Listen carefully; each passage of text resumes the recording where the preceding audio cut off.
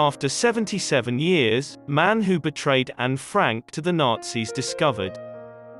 77 years after Anne Frank's murder, it seems that the man who betrayed her and family to the Nazis has finally been exposed. Anne Frank and her family may have been betrayed by one of their own, according to fresh evidence. After hiding for 2 years, the Jewish diarist perished in a Nazi prison camp at the age of 15 in 1945. Her journal, which was made public after her death, is widely regarded as the most accurate portrayal of Jewish life in Nazi-occupied Europe. Ex-FBI agent Arnold van den Bergh, a prominent Jewish personality in Amsterdam, may have given up the Franks in order to rescue his own family, a team of investigators concluded. History and other experts made up the team that worked on the case for 6 years. They used new methods to solve it. Computer algorithms were used to look for connections between a lot of people, which would have taken a lot of time for humans to do on their own.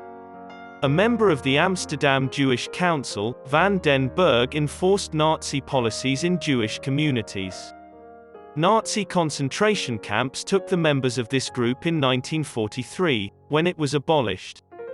But the investigators discovered van den Bergh was not taken to a camp, but was living in Amsterdam as usual. The Nazis may have received intelligence from a Jew in the Jewish Council. The fact that another Jew was presumably the betrayer was a difficult discovery for the crew.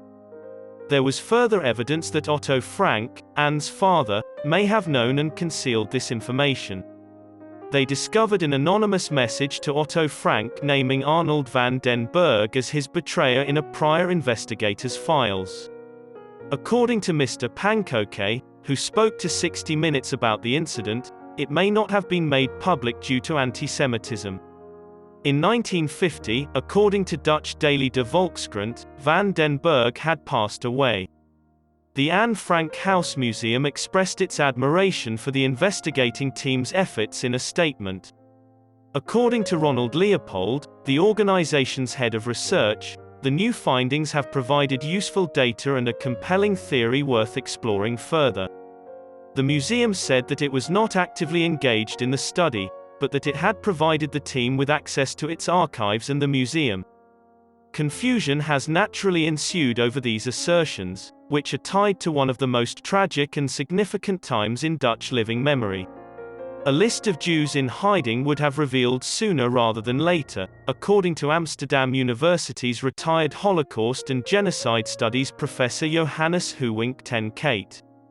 I recently visited the Anne Frank house, where I was granted special permission to film because cultural institutions are currently closed due to COVID rules.